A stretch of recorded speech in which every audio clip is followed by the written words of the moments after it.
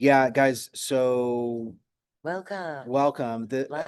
We're doing sort of a off the cuff, like I guess we kind of always do off the cuff.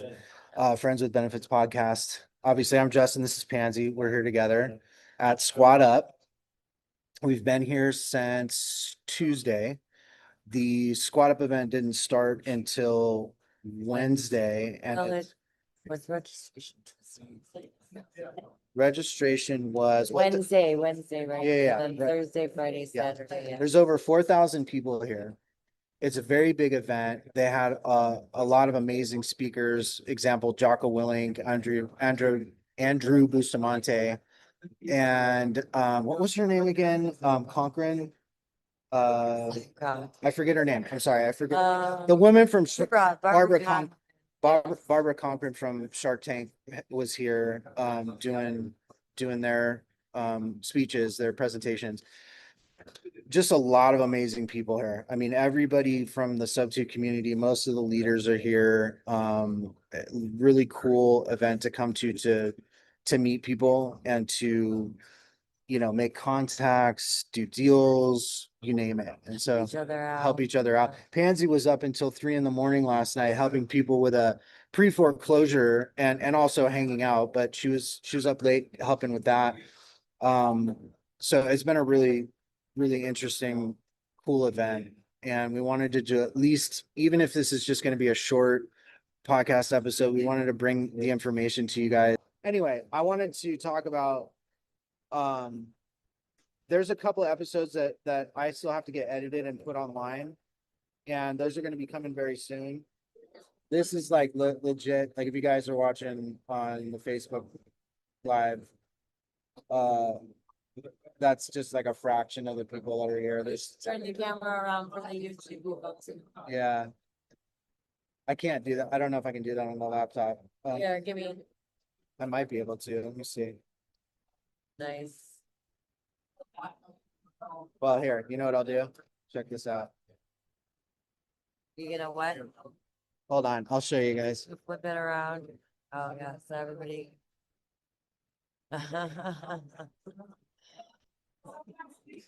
All of these. All right, that's what it looks like. Uh, I'm gonna have so what I wanted to share with you guys is I'm gonna be putting up a lot of the speeches, I'm gonna. the parts that I got recorded. I'm gonna be adding to the edited version of this. How do I flip it around? There we go. But for those that are actually watching and joining us, we appreciate you guys. What would you say, Pansy? What was your biggest takeaway from all of this? I don't know. Just the fact that everybody here really does want to be of service, right? And that's always like my biggest takeaway is the love and caring, and it's like one big family reunion. How can we do things together to make our lives and others' lives better, right? Yeah, yeah, I would definitely concur with that. Um, and this is where, even with our community, there's going to need to be a physical element to, we're going to need to have our own meetups for the folks that are in our community. Because if you actually want it to be a real community, like getting on lives and everything is great, but the physical meeting up in person is where the actual magic really happens. Because it's where the real relationships actually get built. So that's what, and honestly, that's what this whole thing's about. It's not just about coming and listening to Pace and listening to Jamil, even though that's awesome, and listening to the speakers.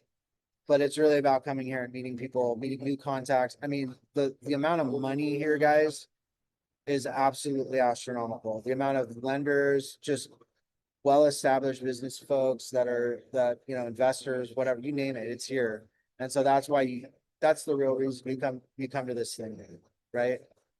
Um, so look, both Pansy and I feel like we've been hit like a freight train because it does take a lot out of you to, you're talking 3 days around 4,000 people. It's a lot. It's a lot, but it's well worth it. You know, Pace and Jamil talk about this. It's like, if you leave this place with less than like 20 new amazing contacts, like you're wasting your time. And actually with this kind of event, if you're leaving, in my opinion, if you're leaving with less than like 100 people, you're Yeah, wasting your but- time. But it's about quality, not quantity, True. Justin, right? People want to do business with people they like, know, right? Like and know and trust, right? So it's taking a while to get where we're at. We've built the relationships. Now we can press go and start doing business. right? Yeah. And I remember when I first joined SubTo, this community, it was really frustrating because, and by the way, guys, if you guys are actually watching us on the Facebook Live, give us like a thumbs up or something so we know you can hear us, that we know you guys can, you're actually able to hear and understand what we're saying. Because we can still interact with you obviously on the Facebook Live too, but when I first joined SubTo, it was really, really frustrating because you get shiny object syndrome. A lot of people do, and you kind of don't know what you want to focus on. And so you're kind of all over the place. And that's been my story. And then you finally kind of start to figure out where you fit in and where your strengths are. And that helps you to determine what kind of value you can bring to other people. And that's when stuff really starts to move. Because again, a lot of people, if you're just going to call and talk to people and say, well, hey, how can I help you? Well, people don't know how you can help them. They don't know, especially if you're just meeting them for the first time. You've got to know what your strengths are, what you're focusing on, and how you can bring value to anybody that that's doing business. And that'll get you farther faster with people. But again, when you first start, you don't really know. So you kind of have to figure it out. And I got frustrated too because I would reach out and I would ask people, when we were looking at deals. Obviously, I started wholesaling. That was the first thing I tried, which is what a lot of people try when you first get into real estate investing. You know, you get told to start with wholesaling, right? Because you don't need to have your own money. You just need to know how to find good deals. So it really, and I don't regret it because it helped me learn how to vet deals, how to really find actual deals as opposed to just leads and just prospects. Understanding what an actual deal looks like is very valuable, and so I'm grateful for that. But while you're figuring it out, it can be frustrating because what you know is that you need help. You want to help someone else, but you don't really know what to focus on or where your strengths are yet. So it takes a little bit of time and trial and error, right? I mean, I tell everybody it took me a year to get my first deal, and it's taken other people. I mean, I've heard stories.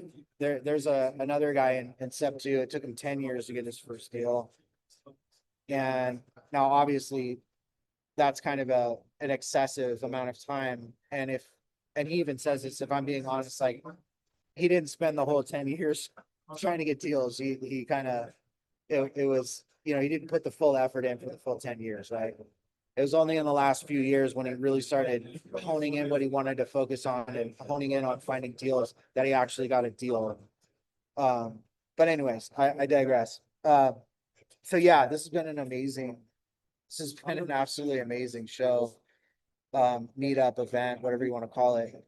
And one of the things that I got to watch Jocko at the end. And so Jocko Willink. And if you guys don't know who Jocko Willink is, go look him up. He's a Navy SEAL, ex-Navy SEAL, business owner. I mean, he's got his products in 2,500 Walmart stores. He's doing millions of dollars in revenue every year with multiple businesses, 8 figures, easy 8 figures. And he's an amazing leader. And that's how he built his brand. He built his brand around leadership. And one of the things that he was talking about was, he kind of equated it to like, do you guys know what a terrarium is? You guys watching this on the Facebook Live, do you guys know what a terrarium is? It's like those little glass things that lizards live in, right? They have like they'll have like a little water bowl and like a fake tree or something, and the lizard just lives in this little glass aquarium slash they call it a terrarium because there's no water in it.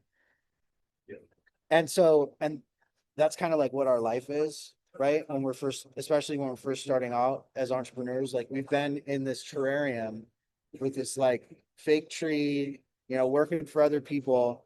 And then you look up and there's a little crack in the glass, right?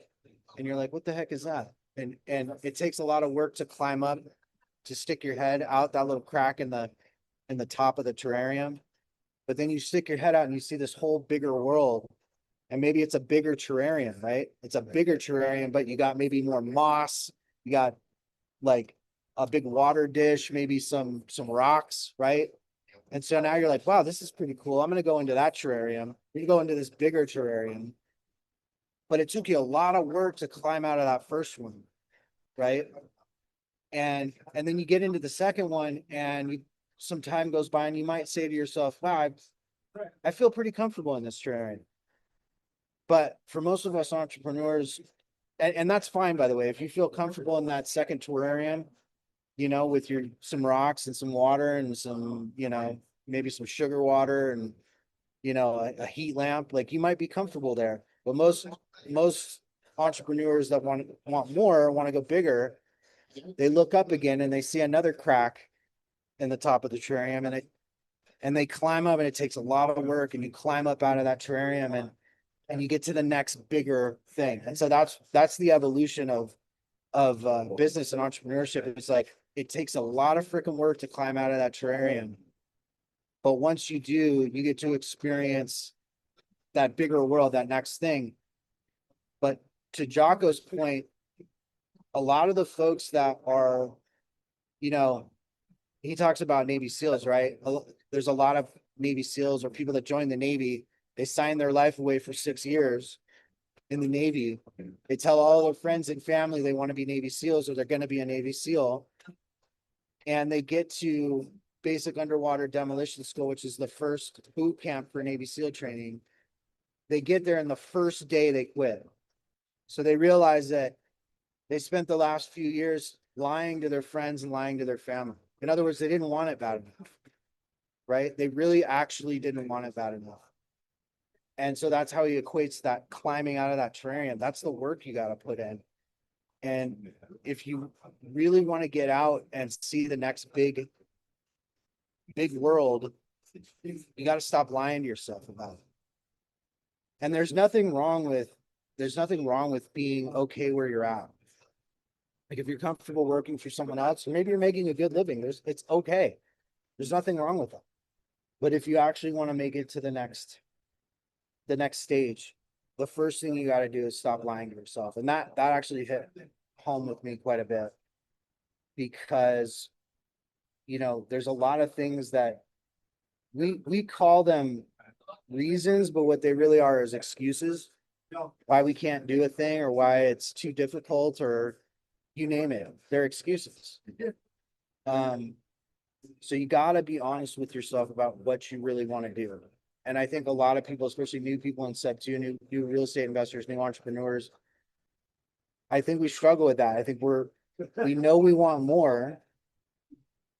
At least I believe that. We know we want more. We know we want to do something bigger, help people, whatever it is.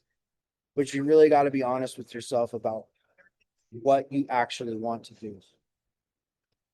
So that was the big message from Jocko is one is don't stop lying to yourself. Really be honest with yourself about what you want and what you want to do, because it's going to take work. There's going to be difficult times, and money is not the answer. Money's great, but it's not going to get you through that stuff. The other thing is that Jocko mentioned was we've got this amazing country here where you can literally wake up and build, like create anything you want. Like think about that. You can wake up and build anything you want. And we all have this opportunity to take advantage of that. And for the people that came before us, you know, obviously Jocko's in the military, so he talks about, you know, a lot of the folks, the men and women that died that came before us. We owe them everything. We owe them to not squander it. So anyway, I'm just summarizing Jocko's message. Obviously they went into, Pace had some amazing questions for him, so I'm gonna cut in on the edited version. Okay, I wanted to add this little excerpt for the folks listening to the podcast and also just for this video to kind of explain what's happening here. I'm about to transition into the speakers that I got to watch at Squad Up. Obviously, there were a bunch of good speakers, including Pace and Jamil, but these were the two that I was able to make it to and was able to sit through and record. So I wanted to share that with you guys. First speaker is going to be Jocko Willink, and this was a pretty phenomenal speech. Pace set it up where it was just kind of a conversation type environment where they had two couches and Pace was asking Jocko questions, and it was a really good back and forth. So I want to share that with you guys. So that's what's coming up here next. So take a listen, or if you're watching, go ahead and watch it and enjoy. Jocko, I've learned so much from you. And what's so cool is I've been watching you and learning from you the last couple of years. And today I actually got to meet people on your team. Heather, you are such a great leader. I'm not joking. I met this lady within 7 minutes and her and I were hugging and crying together. You know how to find incredible people. You know how to lead. I'm so grateful you're here. The way I plan these questions are as if I was able to talk to you 2 years ago. Because I think a lot of people in here need to know the answer to these questions. So thank you again. Can we give it up for Jocko one more time?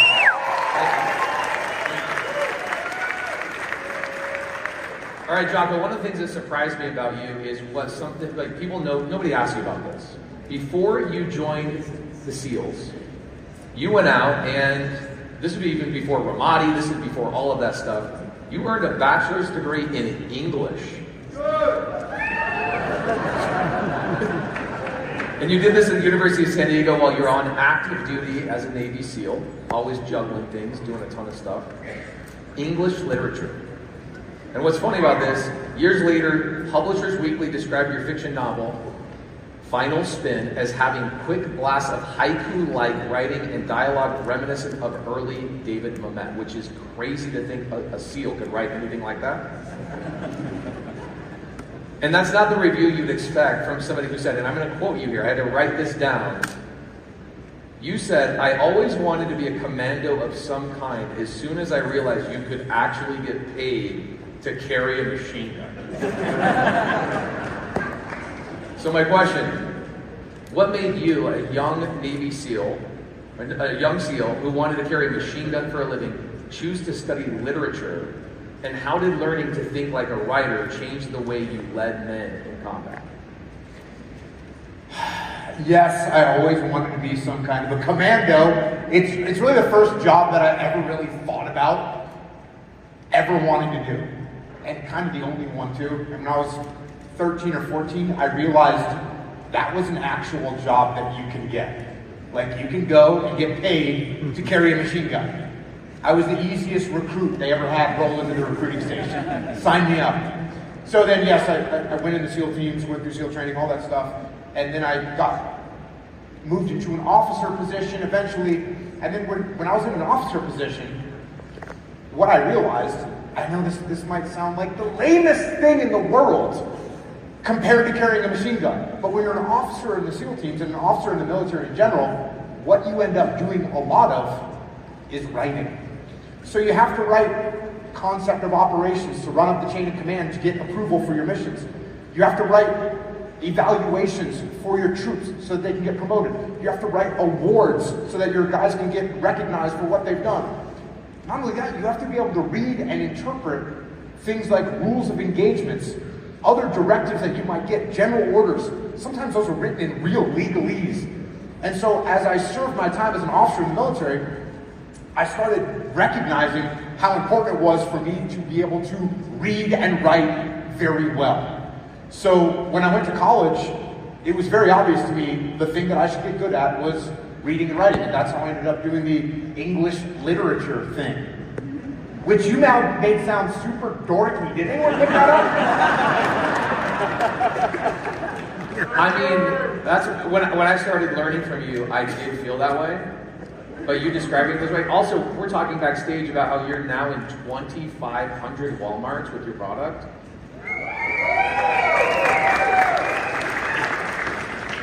And when I asked you how involved you are, you said, I have a team that does all of that stuff. You couldn't have gotten there without learning how to write, delegate, put things up the chain of command, making sure that all the delegation are done right. So it makes sense, and that's not freaking nerdy. Being in Walmart and 2,500 stores, that's not freaking nerdy. Amazing. All right, now, I did this during my intro. We talked about American Sniper. A lot of people know that movie. What most people don't know is that your entire unit you put together when you went into Ramadi, those people, by the way, you made them, the name of that unit was so interesting to me, Bruiser. That's a whole nother question. I don't have time for that today. But SEAL Team 3, that roster unit reads like something out of a movie. How many people have seen American Sniper? Okay, so Chris Kyle, the most lethal sniper in American history. Michael Mansour, future Medal of Honor recipient. Mark Lee, who would become the first SEAL Team member killed in Iraq. And then there's one that blew my mind when I learned this, is that you had a gentleman work underneath you that went to become a Harvard graduated, educated physician, and then went on to become a NASA astronaut, which is crazy. Now, you did not inherit a legendary unit. Just like the team you have now and the team that I've met, you did not inherit them as they are today. You actually had to build that up. You personally renamed them Bruiser. You mandated that your SEALs cut their hair short, wear Army combat uniforms, which is completely against SEAL culture, at least at the time, because you believed earning the trust of soldiers and Marines around you mattered more than looking like a special operator. When you looked at these guys before Ramadi, before anyone knew who they'd become, before any of the movies, what were you actually selecting for? What did you see in the people that told you that they could evolve under pressure rather than break? Yeah, so the way it works in SEAL teams actually, as a leader, you have very little to do with selecting the guys that you're going to end up with in your platoon. You're going to get a bunch of guys. You're going to get, in Task Leader Bruiser, it was 2 platoons of 16 guys. I had very little to do, in fact, almost nothing to do with selecting who those guys were. It has a little bit to do with what qualifications they have, and they dump them into your lap. And that's what you end up with. So you're going to get what you're going to get. And even in Task Leader Bruiser, we had some guys that they didn't meet the standard. And we fired a couple guys before we went on deployment, which is unfortunate. But I think what you get to see the end result, and this is the same way I operate my business today. So how do you know if a guy can handle pressure? How do you know that? Well, what you do is you put them under a little bit of pressure, and you see how they respond. And if they respond well, you put them under a little bit more pressure, and you see how they respond. And if they respond well, you put them under a little bit more pressure, and you continue to add things and add pressure and see how they respond. And at a certain point, maybe you get to where, okay, they've reached their limit for now. That doesn't mean I abandon them and say, oh, they're never getting promoted again. But hey, okay, I'm gonna hold them at this level, let them learn more, let them mature more, let them get better, and then eventually you test them again and see if they can step up. And that's exactly what Task Leader Bruiser was. It was taking the guys, putting them into very tough situations in training, see how they respond. The guys that respond well, you give them a little bit more responsibility, until you've kind of got your working group in a situation where the guys that respond well under pressure and perform well, you're going to put them into leadership positions. And you've already heard this story backstage a couple times, but like the chief operating officer of Echelon Front is a woman that came to work for Echelon Front as an admin assistant. She was like scheduling travel for us. And she did it really well. And then it was like, oh, can you handle this small event that we're doing? Yeah, I can handle that. More pressure, more stress. She handled it well. More pressure, more stress. Handled it well, promoted. Now she's basically running the whole business. So that type of situation is something that I've always done. And I don't think, and you learn this in SEAL training, you can't tell from looking at someone how they're going to respond under pressure. You just can't tell. You have to put them in that environment that they're going to be in, and then just increase the pressure over time and see how they perform. Okay, so as a leader myself, trying to aspire to be a better leader, are there moments where you know you need to give up on a person to make room for somebody else? And is there anything that you have to give to me as an aspiring leader myself? There's times where I'll keep somebody on the team for 6 months longer than I should have. Anybody ever do that? You've done that too? Absolutely. Do you have any quick feedback for me on anything like that? Is there a moment, a question? Is there something that I need to pivot and make space for somebody new? Because what I found recently from learning from you and your podcast is if I don't get rid of that person, I'm robbing another person from an opportunity. Yeah. And you just said it. So at a certain point, look, when you bring someone on board, when I bring someone on board, my team, I feel like they're basically part of my family and I'm now responsible for them. I'm going to train them, I'm going to mentor them, I want them to get promoted, I want them to take over the world, that's what I want. But not everyone is capable of doing that. And so going back to the last question, as I start to apply pressure to people and see how they perform, some people are not performing. And sometimes they can't even perform the job that I originally hired them to do. So we train, we mentor. At a certain point, we are now being so loyal to that person that we brought on that we're being disloyal to the rest of the team.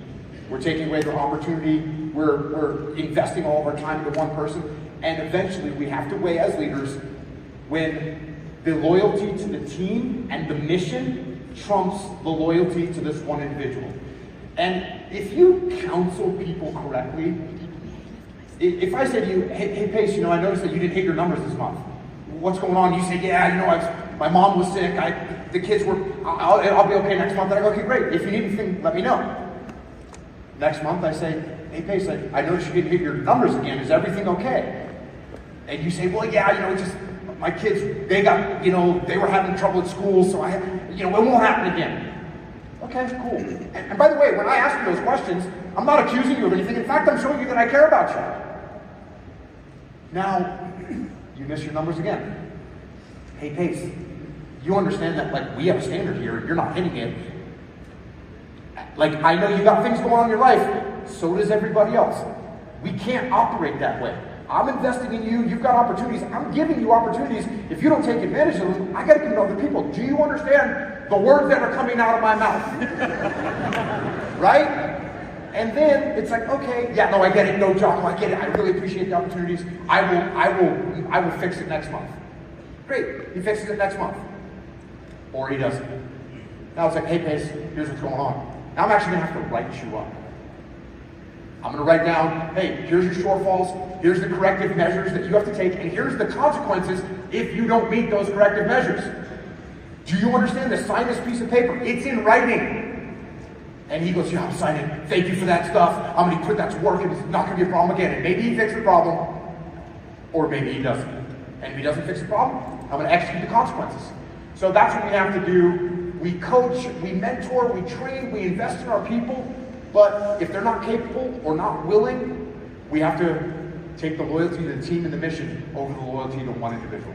Thank you for that. I want to just say thank you for a couple of years ago, you said something very similar, almost identical to on your podcast. And I had a team and I had a member that I found out that I was taking opportunity from others, thinking I was being a good leader, pouring into this other person, but I was really, in essence, robbing from the total unit. And now our average time is 3 days. If you can't impress us in 3 days, you're off the team. So you've helped me a lot. Thank you so much. All right, through Echelon Front, you've now consulted with hundreds of companies, from Fortune 500s, startups, and everything else in between. You've seen leaders at literally every level, and you've seen these leaders face moments where the market shifted, the strategy stopped working, or the world changed completely underneath them. And you've said that leadership is a skill, not a trait. This is something that was helpful for me in my life, is that I knew I could learn leadership after I started following you. You've also said that people aren't born leaders, they learn it. And if they don't learn it, they're just guessing. And you've called humility the most important leadership characteristic because it makes a person willing to listen, respect competitors, and keep improving. Across all the leaders you've worked with, military and civilian, What is the actual observable difference between the ones who successfully evolve through a massive disruption and the ones who get buried by it? I don't want the motivational poster answer. I want the real one. What's the difference between the people that get buried and the people that excel? Yeah, this is a non-motivational answer, as a matter of fact. Do we want all motivational? No.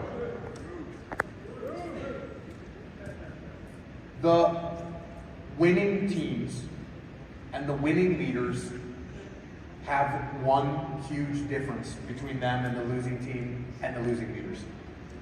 And that is the winning teams and the winning leaders don't blame anything else or anyone else when something goes wrong. Instead, they take ownership of what is happening. Think about it. The market shifts. And I say, well, hey, market shift. What do I change when the market shifts? That's not me, it's the market. Hey, the competitor did something that I didn't expect him to do. That's, what am I going to do now? Oh, my employees, they didn't behave the way I wanted them to behave. That's not my problem. The market's not my problem. The market's not my fault. The competitor's not my problem. The competitor's not my fault. The employees, that's not my fault. That's on them, right? So what do I change when these things happen? The answer is nothing. The answer is nothing. I'm just blaming everyone else and everything else. And the real good leaders, winning teams, they say, oh, the market shifted. I failed to predict that. What adjustments can we make right now to get us back on track? That's what the winners do. And why I say it's painful, because it doesn't only apply to the market. What makes it painful is when you finally get to a point where you go and you look in the mirror and you say, these problems that I'm having with my business, with my employees, with my finance, with my relationships, with my family, with my health, all those problems are because of me. Oh yeah, it got quiet, didn't it? You want to know why? Because it hurts. It hurts. But if you can get over that pain, if you can get over that momentary pain, it's actually the most powerful enlightenment that you can have as a human being. Because when you recognize that those problems are because of you, you also recognize that you then have the power to solve those problems.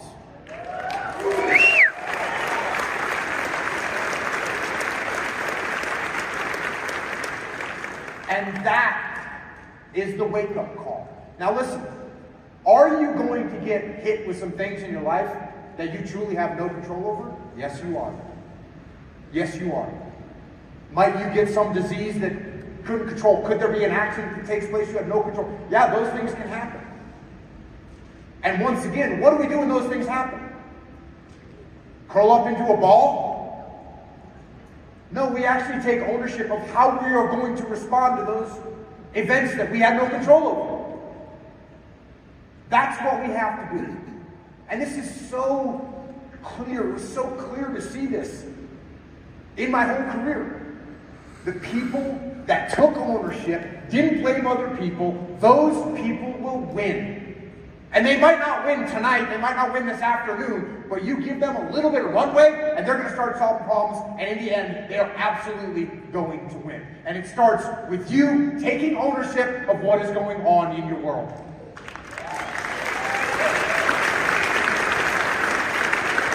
So, you've mentored me for a long time, you just didn't know you have. You've done this for tens and millions of people.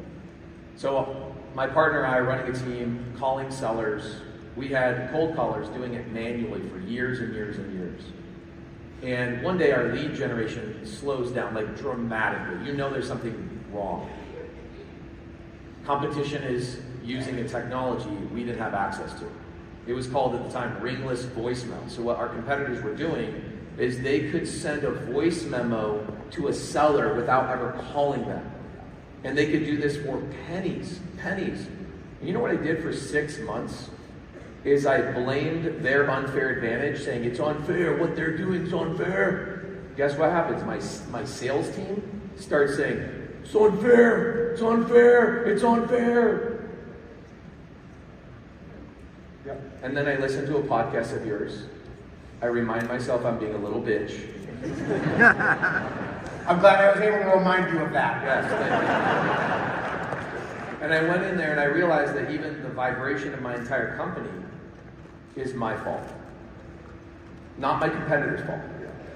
How I react is how my team's going to react. I learned all of this from you. We didn't just adapt the technology and catch up. I then went, and that competitor, because of your methodology, your thought process on this, it gave me permission to go create new unfair advantages. My competitors gave me permission, is the way I shifted it, instead of going, gosh dang it, I gotta keep reacting to these people. So thank you for changing my life, I appreciate that.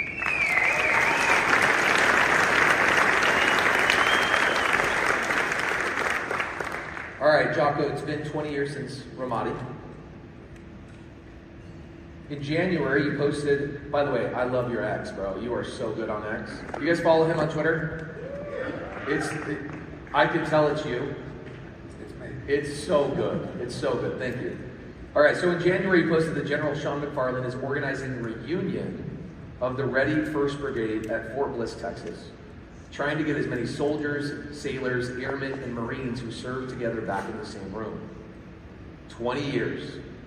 Some of those did not make it home. Some of those men did not make it. Some are still carrying wounds. Some of those wounds you can see, and some of the other wounds you can't see. And you're about to stand in a room with the ones who survived and look at the empty chairs where the others would be or should be sitting. When you think about the legacy of what happened in Ramadi 20 years later, and you think about the men who gave everything, what do you feel you owe them with the time left that you have? So we had that reunion. It took place. It was absolutely amazing down in Fort Bliss, Texas. And one of the things I talked about was this feeling that you had in the city of Ramadi. And it was a feeling of being surrounded by the enemy. So you're walking down the street, there could be improvised explosive devices, booby traps anywhere. It could be in the ground below you. They could be in the walls beside you. You could get mortar fire from overhead, sniper fire from a window. So 360 degrees, wherever you looked, you were surrounded by the enemy. And that was a gut-wrenching feeling. But there was another feeling, and it was actually relieved that gut-wrenching terror. And interestingly, it was also the feeling of being surrounded. Because while we were surrounded by the enemy, more important, we were surrounded by the bravest soldiers, sailors, airmen, and Marines who would absolutely do anything and give anything to support each other. And I had, for instance, guys that had never met before. One of my guys who was badly wounded in Ramadi, almost lost his leg, he met, for the first time in 20 years, a random army soldier that risked his life to drive up, get out of his Humvee, and drag my guy into the back of his Humvee and get him to a medical aid station. That was the first time they met. That was the last time they had met. That, being surrounded by a team of people that will support you, that is as good as I have felt as a human being. So to carry that forward, what do I feel like I owe those soldiers, sailors, airmen, and Marines that we lost in combat, what do I feel like I owe them? I owe them everything. And we all do.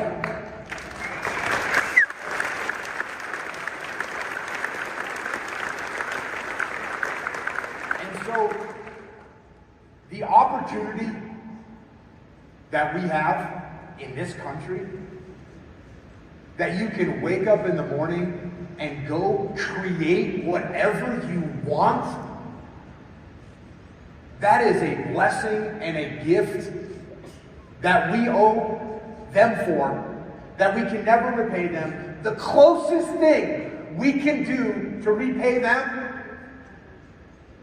is to remember them and not squander that gift and that sacrifice that they gave to us.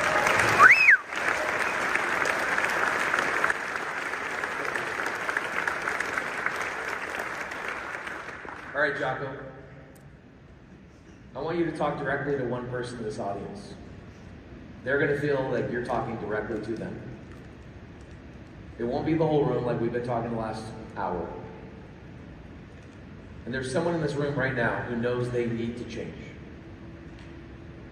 Maybe they made commitments to their spouse or their kids or grandkids that they were going to go do the thing that they've been promising. They're going to go build the thing that they've been talking about. But they haven't taken the action, they haven't done the thing, whatever it may be. They also know that the world has shifted. They know the strategies that got them here aren't going to get them to where they need to go. They know they need to learn new skills, build a better team, operate at a higher level. They've known it for a while, and they just haven't done it yet. Maybe it's fear, maybe it's comfort. Maybe they like the terrarium there, I don't know. Lizards. Maybe they're just not sure where to start. What would you say to that person?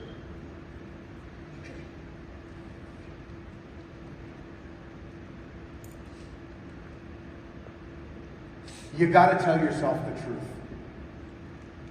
And that seems easy, but I'm going to tell you what. I see this over and over again. When I see people not doing what it is they think they should be doing, as I pull the thread on that, what I've figured out is that in one form or another, they're lying to themselves. And generally speaking, that lie comes in two forms. The first lie is, you're lying to yourself saying that you want to do this thing, right? You want to make more money, you want to buy more stuff, you want to elevate your station in life. There's some people that they wake up in the morning, they say that to themselves, hey, I really want to do better. But it's a lie. They don't really want it. And I can say, well, this manifests itself in basic SEAL training. In basic SEAL training, people show up to that training, they've joined the Navy, they signed their life away for 6 years, they told their mom and dad they were going to be a Navy SEAL, they told their girlfriend they were going to be a Navy SEAL, they told all their friends they were going to be a Navy SEAL, and they show up, and on the first day of training, they realize they lied to themselves, they lied to all their friends, and their girlfriend, and their parents. They didn't really want it, and they quit on the first day. And there might be some people in the room like that right now. And listen, if that's you, it's okay. Honestly, it's not for everybody. The SEAL teams isn't for everybody, and the amount of work that it takes to be successful, truly successful, it's not for everybody. And if you're sensing that maybe you're lying to yourself right now, I'll go ahead and tell you, I'm sorry I'm telling your crowd this. It's okay.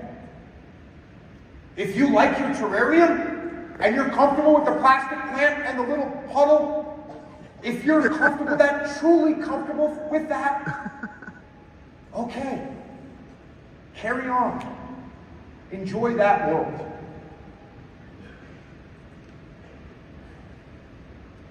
But there's another lie that I'm guessing more people in this room would tell themselves. And that is the lie about what it actually takes to make all this happen. The lie that it takes when you say to yourself, I'll get there. You know what? I can put it off another day. I don't need to take that action right now. I can do it tomorrow. I don't need to put in the extra 12 minutes of work today. I can do it tomorrow. That's a lie. And you compound that lie on this little thing and that little thing, and you look up in 2 years, guess where you're at? Nowhere. We lie to ourselves. We rationalize things. And it allows us an out. These are excuses. We don't even call them excuses. We call them reasons. And those reasons and those excuses, they're lies. So, if you're looking around in your terrarium right now, the world you're in, and you honestly feel like, you know what, I'm actually good here. Cool. Be happy there. But if you're looking around and you know that you have more value and you can bring more value to the world, stop lying to yourself.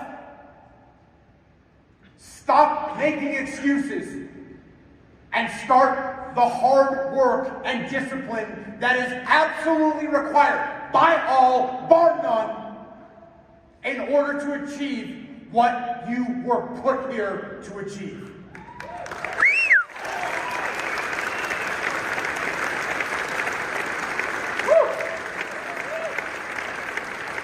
Jocko, I don't want to be a lizard. I want to be a Godzilla, bro. Can we give it up for Jocko Willink, please?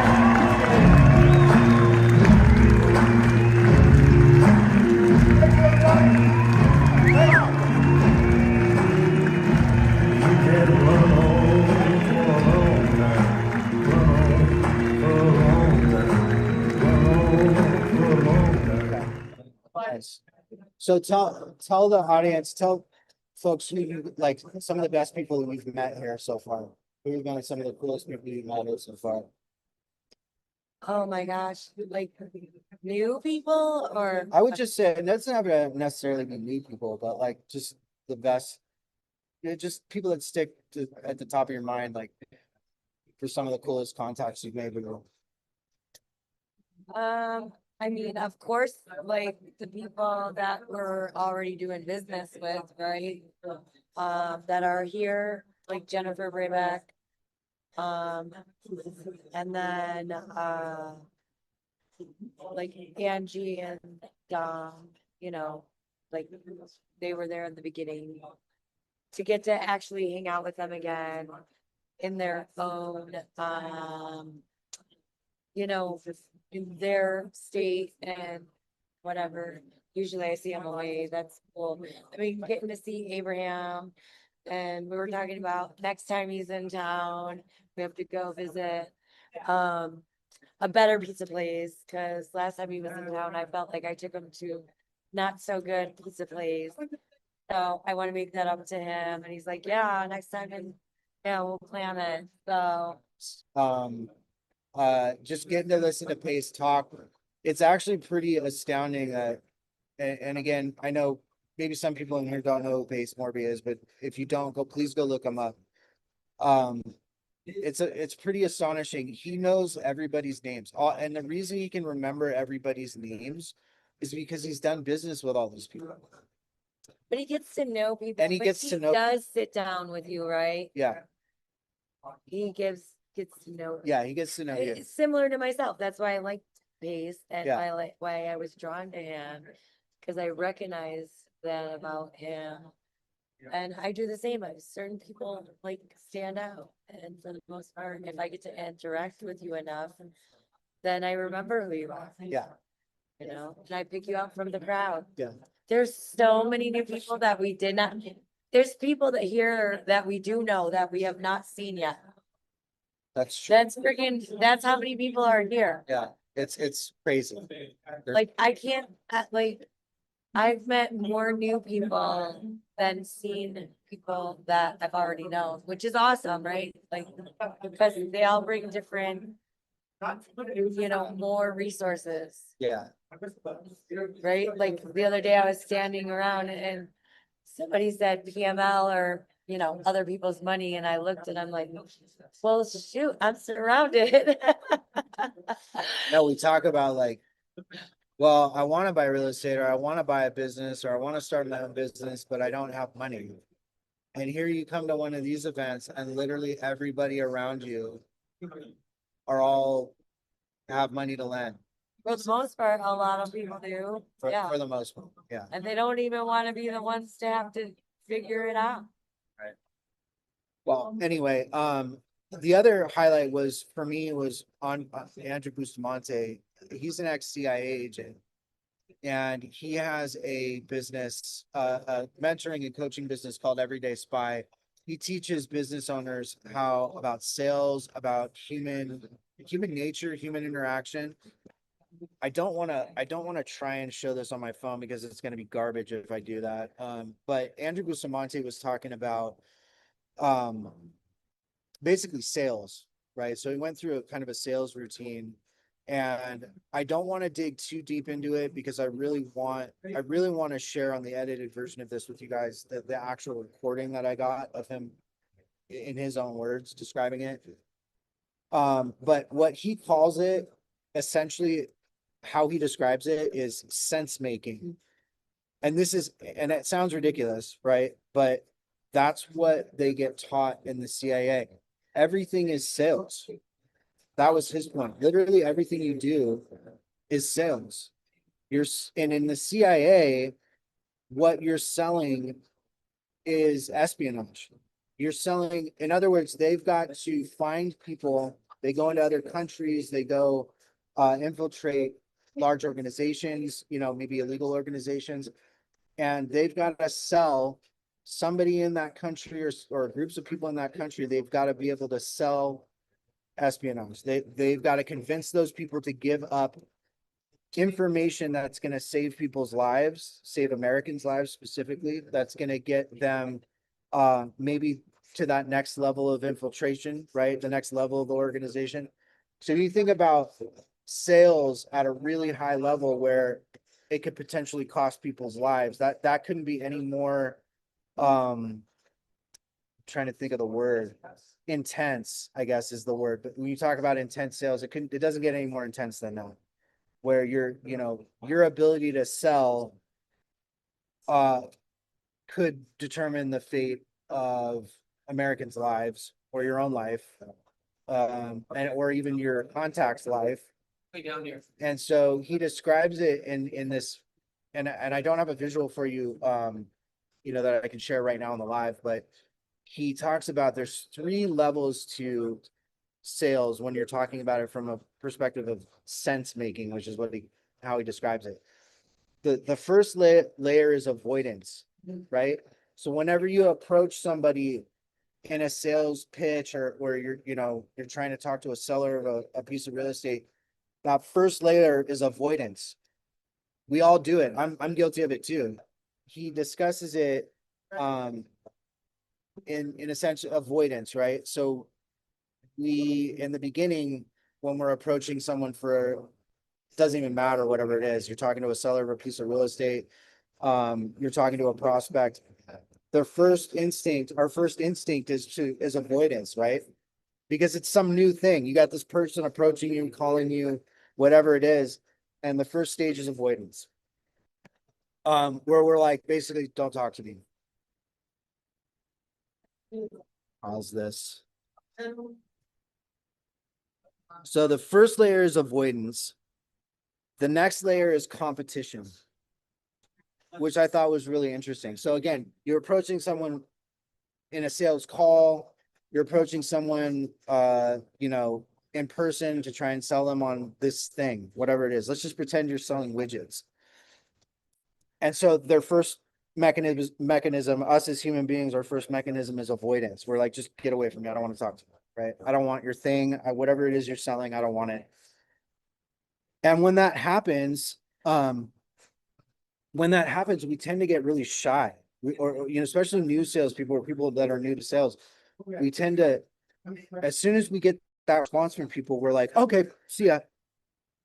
And to Andrew's point, you shouldn't do that. You shouldn't give up right then, because the avoidance stage is just a survival mechanism, right? It's literally anytime something new or strange comes along, whether it's somebody trying to sell us something or whatever, it affects our it affects our survival mechanism, and we want to get away from it, right? And so if you can recognize the avoidance stage in sales for what it is, you're less likely to give up. Instead, what you do is just acknowledge it. It's like, yeah, I know. When somebody tells you, hey, I'm not interested in anything, don't stop talking to me. And a lot of especially with real estate sales, you get a lot of F-bombs or F off or whatever. Don't let that scare you. Recognize it for what it is. It's a survival mechanism, and try and push through that. So the next stage after avoidance, if you can make it through that first stage in sales where people tell you to F off or tell you, look, I'm not interested, I don't want to talk about it. You make it to the next stage, which is competition. And competition is when you actually start having a little bit of engagement. In the competition stage, that's where people bring up the objections, right? And the objections, understanding how to respond to every single objection is nice, but also recognizing that if you're at the stage where they're throwing you objections, they're actually engaging with you, which is a really good sign. And a lot of people, and I'm guilty of this too, especially in sales, like when people start throwing objections, if I don't know every single answer to every single objection, it can be very intimidating. But what you should start to do is start to recognize the fact that, holy crap, this person is throwing objections at me, which means they're engaging with me, which means they're actually somewhat interested. If they weren't somewhat interested, they wouldn't be asking you any of this stuff. They wouldn't be throwing objections, right? And obviously the stage we want to get to is after after competition is compliance. And that's where obviously the sale happens, right? So he brings up some signs of compliance behavior when you're doing sales calls or when you're in sales at all. The compliance signs of compliance behavior are like head nodding, right? Hands on the face, things like that, right? Because he brings this up, which I thought was really interesting. When somebody puts their hands on their face like this, or they're kind of covering their neck or whatever, what they're telling you is that they feel vulnerable and they're trying to protect their vulnerable parts, so neck, right? But again, touching the face, head nodding. What else did he say here? Eye glances to the left of their face. Is that what he said? Eye glances to the left of their face. So that'd be like if you're looking at me right now and I look to my left, which would be your right. So I'm doing stuff like this, like looking to the left, maybe touching my face a little bit, maybe head nodding. That's a sign that you're getting into the compliance stage of the sales cycle, right? Another sign would be, and I apologize for the noise, guys. There's a shitload of people around me right now, which is kind of annoying. But the next part is mirroring your posture, which I found really interesting. So if somebody's mirroring your posture, let's say you're like this, you're leaning up against the wall, or maybe you got your arm on the desk like this, and the person across from you is mirroring your posture. That's another sign you're in the compliance stage, right? Tone of voice, obviously, pace of speech. These are all things you can listen for in the compliance stage. Requesting more details. That's a big one. I would say if I'm in a sales call and somebody is asking me for more information, but it doesn't even matter what it's about, more information about anything, requesting more information about anything is a really good sign that you're getting into the compliance phase of the sales cycle, which is pretty cool. What about asking logical follow-up questions or asking your recommendations are also really good signs. there's another, let me go back really quick, to the competition part of the sales cycle, because I thought this was, again, we all understand avoidance. Okay, so the first stage, let's go through this one more time. First stage in the sales cycle is avoidance. People are telling you, I'm not interested, F off, go away, don't talk to me. That is a survival mechanism. Know that for what it is. Don't let that phase you. Keep going, right? Keep engaging, right? What you're trying to get them into is the next top two levels, which is the next level, like I said, was competition. So signs of competition behavior from anybody that you're trying to sell. Signs of competition behavior: disagreement, argument, or debate, which is probably, I would say that's probably the most common sign that you're in the competition phase, especially when you're talking to red sellers or people with red personality types. They want you to go quick. They want you to get to the point. They're going to argue with you. They're going to push back on you. That is not a sign that you're losing the sale. That's a sign that you're in the competition phase and they're engaging with you, which is a really good sign. Again, it's a good sign. So again, disagreement, argument, or debate, questions, demands for proof, maybe even some aggression, raised voices. Man, I wish somebody had broken this down to me like this way earlier, because oh, cool. Lanza, Oh, and Lanza's here. Lanza, Nice. coming on. But anyway, Let's move my ugly stuff out of the way. we're gonna bring Annie in here, but I'm gonna finish this up. Give me 1 second, guys. I'm just gonna finish this off. Please sit. Anyways, I just wanted to cover those stages, but know that the stages are On our Facebook page. avoidance, competition, and compliance are the three Yeah. stages. And when you Yes, get it- into the top stages, that We call- disagreement, questions, raised voices, all of that stuff is just proof that you are getting to those stages of closing the sale. So recognize it for what it is. All right. The second, I'm going to stop here. The second video is Andrew Bustamante. If you don't know who Andrew Bustamante is, he is a ex-CIA agent, and he goes around the world basically, and he's got his own mentorship as well called Everyday Spy, and he teaches entrepreneurs, business owners, basically how to communicate, how to navigate, human psychology, a lot of things. He teaches sales, so he's just all around. He's got a lot of amazing knowledge and wisdom from his experience in the CIA. So I got to sit through and watch his speech as well, and I recorded the majority of it. So I'm going to share as much as I can with you. Some of the recording was kind of crappy, so I just cut it out because it's not going to be worth it for you guys to listen to that junk that didn't come through very well. But for the most part, I captured the spirit of it, and I captured most of his speech. And he goes through a specific sales process called sense making. So you'll see as the video progresses, he starts talking about this sort of sales process, but it's something that gets taught at the CIA.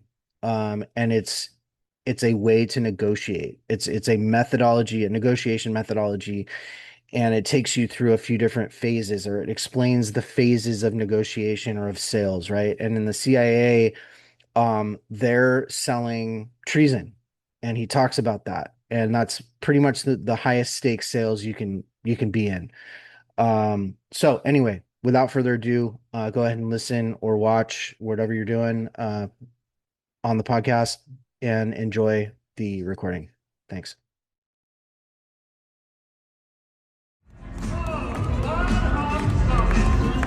2026.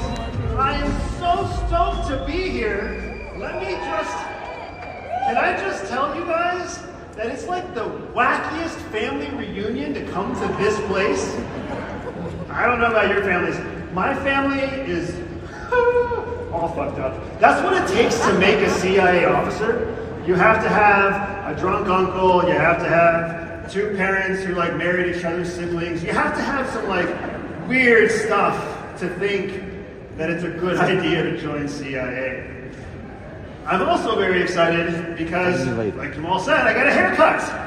And it turns out I'm not that bad looking.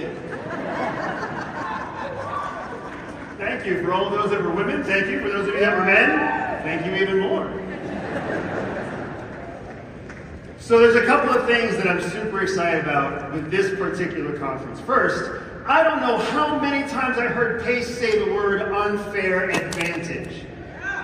Can I just tell you, as somebody who lives and breathes analytics, metrics, empirical evidence, unfair advantage is literally a phrase that when somebody has to raise their hand and admit that they like it, they don't raise their hand. But when they can stand behind an anonymous name or even a black screen, it's almost 100% of people say that they like that phrase because it says everything it needs to say. And it kind of tickles the dark side for all of us. Just like most of you really did like Darth Vader, even though you won't admit to it, right? We like the idea of an unfair advantage, and I am one of the few that will openly say I love an unfair advantage. And I love the fact that there are people out there who are too afraid to capitalize on an unfair advantage. And I am here today to give you a very specific, very practical, very actionable unfair advantage in terms of the world of sales. Now, does anybody know how much money a CIA officer makes annually? Anybody want to guess? If you want to guess, let's just say, if you think it's a 5-figure salary, clap. All right? If you think it's a 6-figure salary, clap. Starting salary for a CIA officer is $65,000 a year. Starting salary about GS8. After you have successfully served for 12 years, you'll make it to about GS13, something that we call a terminal GS13. For those of you who are in the military, that's essentially like being a captain.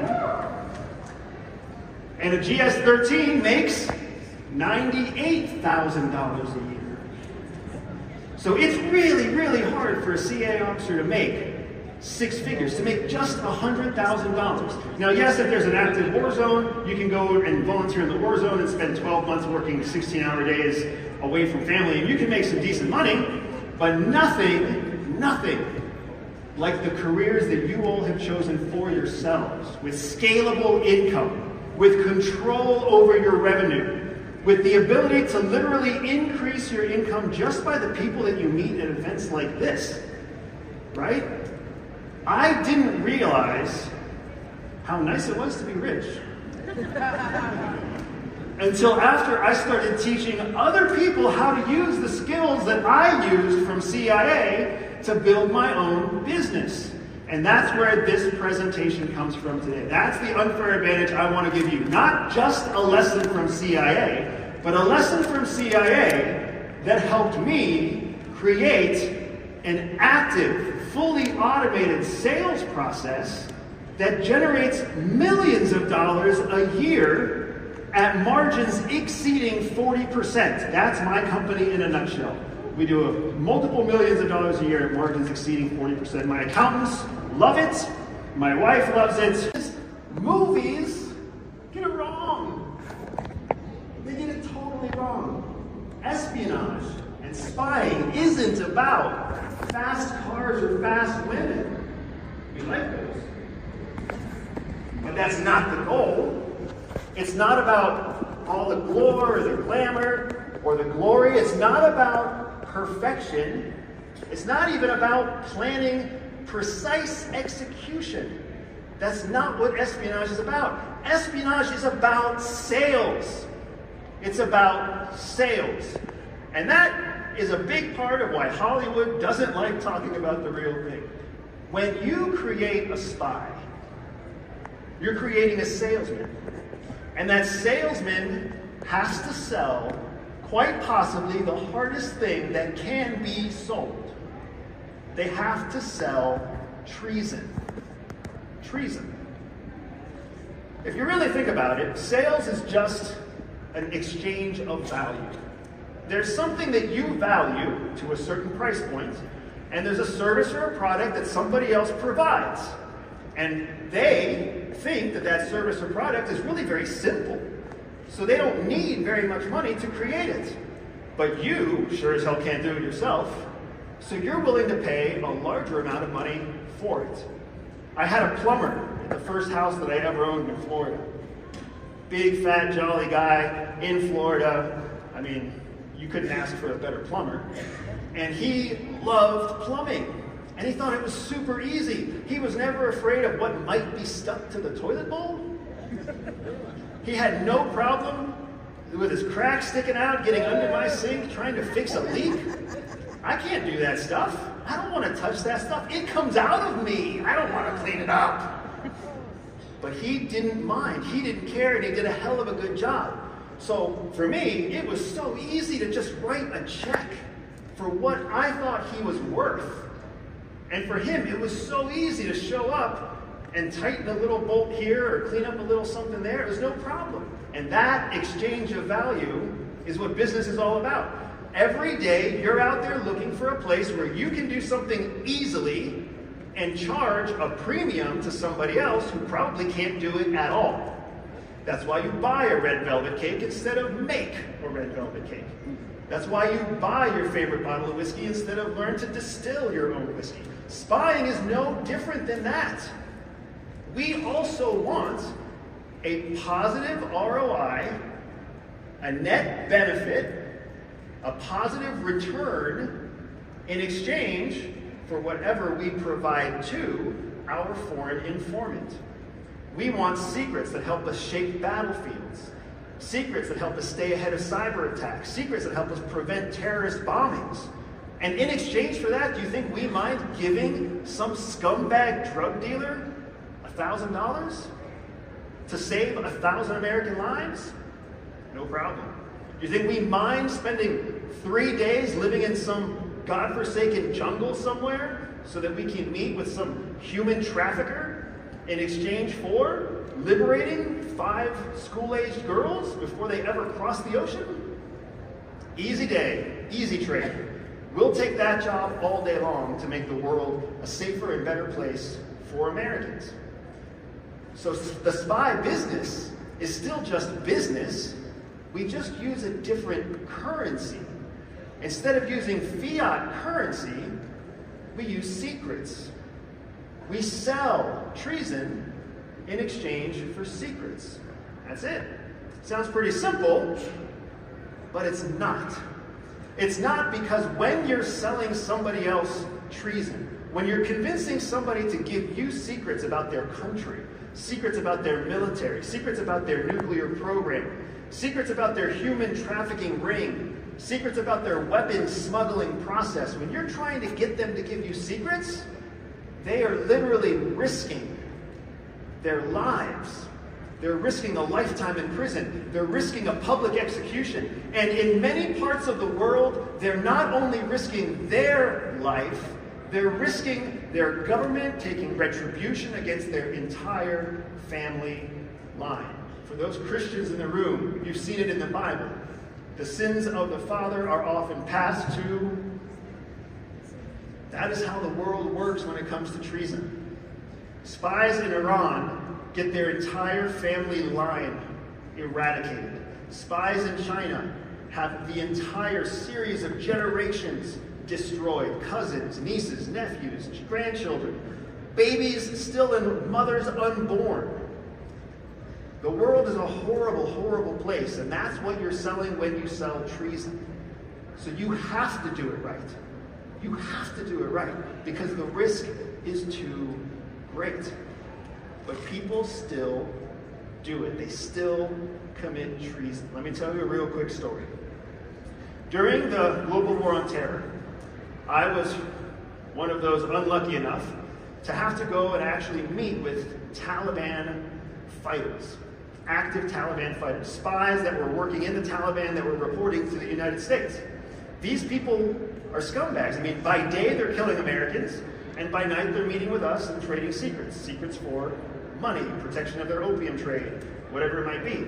I had a Taliban officer that was working with me, and he came from a certain family name that was never given an opportunity to rise to a senior rank. For those of you who are familiar with the Arab world and the Islam faith, oftentimes the name, your family name, really matters. It limits how far you can go in society. It limits whether or not you'll ever be a government official. It can define for you whether or not you're ever going to become wealthy or not wealthy. Well, this particular mujahideen, this particular Taliban officer, wanted to be a senior ranking officer, but he was a mid-ranking officer. And he could never get that senior ranking position because of his title, his family name. That's why he started working with us. He came to us and he said, you know what? I'll give you secrets if you kill the person who's one position above me, because then I'll get promoted. Now, before anybody thinks that's a good idea, we willingly agreed. So he gave us the GPS location, the coordinates, the kind of vehicle, the cell phone, unique identifier, and we had a JDAM with that guy's name on it. Explosion in the desert, everything dried up in about 3 hours, and there was a vacant position for a senior officer in the Taliban. Do you think my guy got it? Nope. He didn't have the right name. So somebody else was given the position above him. So he came to me, and guess what he wanted me to do? Do you think you could do it again and kill the guy ahead of me? I do believe we can make that happen.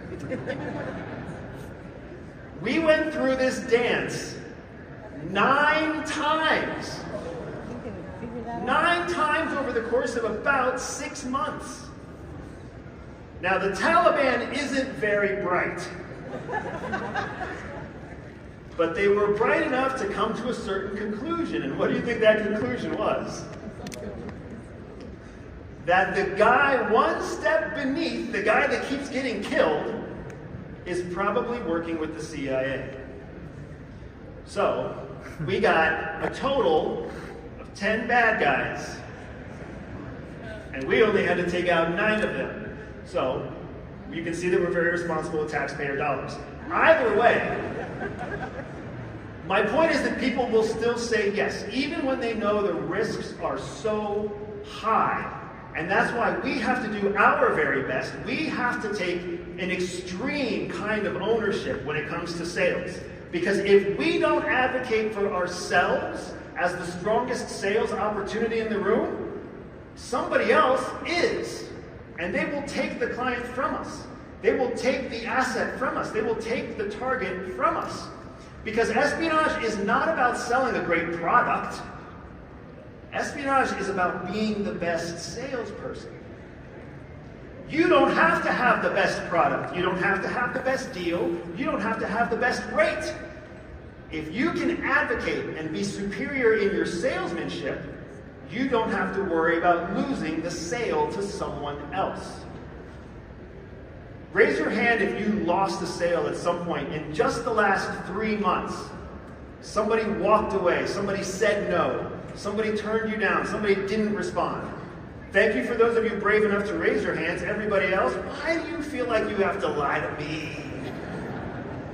Of all the people you shouldn't lie to. I mean, it's like you're a priest in me. But that's okay.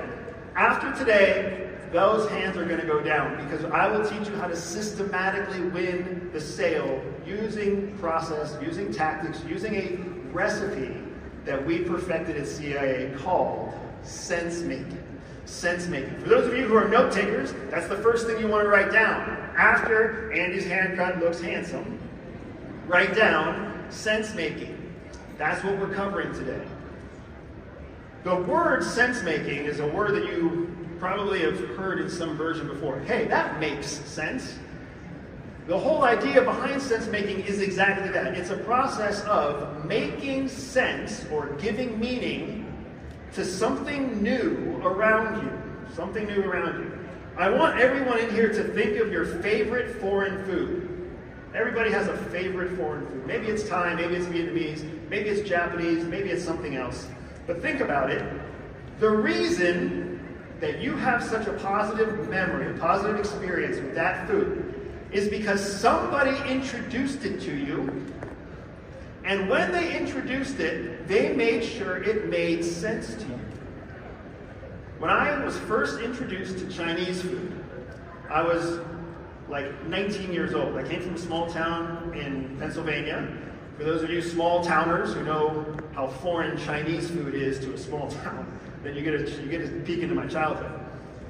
It was a cute girl that I wanted to impress, and she wanted to go have Chinese food, and she knew she liked it. So she helped me make sense of what Chinese food was. She helped me understand the difference between the words lo mein and chow mein. She helped me understand that Mongolian beef equals good, right? So she helped make sense of the menu. She helped make sense of the chopsticks and the little box with the white foldy flaps and why they have one small piece of aluminum. She helped it all make sense. So by the time I ate it, I really enjoyed it. Not long after, about 2 years later, I had Ethiopian food for the first time. How many of you like Ethiopian food? About as many as I expected. I don't really like it either. And a big part of why I don't like it is because the person who introduced it to me didn't help me make sense of it. Here's the bread thing that's like a pancake but not. It's kind of sour. All these little things are kind of in a circle around a big plate. I have to use my fingers. You're using your fingers. I don't know where your fingers have been. Nobody made sense of that experience for me. So it was difficult for me to make sense of it myself. So you have to understand that sense making is already happening and is happening all around you. The things that you like the most, somebody really helped you make sense of those things early. The things that you like the least, maybe nobody ever helped you make sense of those things. And you're about to learn why there's so many things out there that you've never even bothered to touch. Because they seem so foreign, so awkward, so nonsensical that you wouldn't even know where to start. Sense making is all about creating predictable behavior. Predictable behavior because you are able to shape the experience, shape the relationship of your target, your product, and so that you can get your preferred outcome. That's what sense making is all about. Let me give you a more personal story. When I was in the military, I was about 24 years old, my last few years, and I met this spunky, spicy girl. I was not spunky or spicy. I was like boring spice. But she was so fun and so energetic and so cute, and I was like, whatever, let's hang out, let's do whatever you want to do. Well, she showed up one day, the front door of my apartment, dressed, not like dressed up, dressed in like role play. And it was sexy role play, but I was like, what do I do now? I've never seen a skirt that short. I can see through your shirt. And why are you wearing a headband and pigtails? I've never seen that before. I don't really know what to do. And she just kind of came in and did her thing. And then it happened again and again. And she kept showing up in these really like well thought out, cute little role play costumes, and it never made sense to me. I was so thrown off. I was like, I know that this is supposed to be sexy, but I don't get it. I don't know what I'm supposed to say, what I'm supposed to touch. I don't know if I'm supposed to be me or somebody else. Like, I don't know what to do. It seems like it should be so simple, but it wasn't. That relationship ended, not in any kind of fiery blaze, but I was a little bit sad about it. But fast forward about 3 years, and I meet my current wife. My wife, also a former CIA officer, very bright woman, and she goes through the same schoolhouse training that I went through. She learned sense making just like I learned sense making. And as our dating relationship started to get a little bit more serious, she had a conversation with me. And she said, "Do you want to try role play?" And I was like, "Shit, girl, I can't be boring yet. Like, we've only been dating for 3 months, right?" But she explained to me a couple of very important things. She was like, "First of all, I like it. You don't have to like it. Just let me do my thing. And second of all, there's nothing you can do wrong. If you feel awkward, just be awkward. It's going to turn me on anyways. If you feel confident, be confident. It's going to turn me on anyways." She's like, "If you want to play a role because it's going to be exciting and different and it's going to turn me on." There was literally no way to lose. And when she made sense of it for me, when she helped me understand how it was supposed to work, I actually don't even know where that girl went because we had been playing roles ever since. But that's the power of sense making. Sense making is how you make sense to get a predictable outcome consistently over time. Sense making started in the Vietnam War. The Vietnam War was a horrible, horrible place to be. And one of the things that made the Vietnam War so uniquely difficult for the American GIs who were there was the Viet Cong. The Viet Cong were this embedded guerrilla force that was extremely focused on purging not only Americans, but the South Vietnamese out of their territory.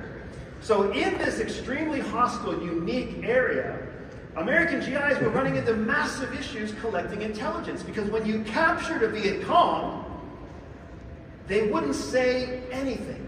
They wouldn't give away secrets. Yes, they were speaking Vietnamese, but we had Vietnamese translators. We had no way of cracking them into telling us secrets. So that means all the effort that went into keeping these war fighters alive, they would just continue to consume resources and consume time and take up jail space, take up food rations. They would continue to be unfruitful providers of information. And that's one of the reasons that made the Vietnam War so nasty, is because Americans didn't know how to handle this type of resistance, and unlike anything we had ever seen before. And people started making unfortunate decisions because of it. But at the same time, the U.S. Army intelligence infrastructure, as well as the Central Intelligence Agency, started to work together to try to understand how can we crack through this shell of intelligence around the Viet Cong. And they discovered a process called sense-making. Since the 1970s, sense-making has gotten better and better, and it works better and better. It's gotten to the place where it can literally be automated and deployed at scale. That's why when you read an article about CIA trying to recruit Chinese spies online, maybe you saw the articles about how they reached out and started trying to recruit Iranian spies online. It's because you can literally automate the process. That's how predictable, how scalable, how consistent, how reliable sense-making is. If you're still using your notepad, I want you to draw this inside your notepad. And I want you to visualize in your head an oil bucket. An oil bucket. The first and bottom part of sense-making is called avoidance. The second part is called competition. And the third part is compliance. And just like you would fill an oil bucket from the bottom up, you are literally creating the sense-making process from the bottom up. And as you go through that process, you will unlock predictable behavior, and you will know where you are in the process, because you will also see demonstrable behavior in your target that communicates non-verbally and verbally where you are in the process. Now, I covered a lot right there. We're going to go into it in depth.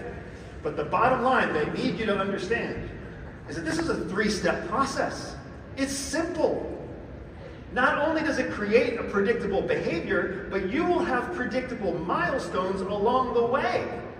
And this isn't something that takes years. This is something that can be done in minutes.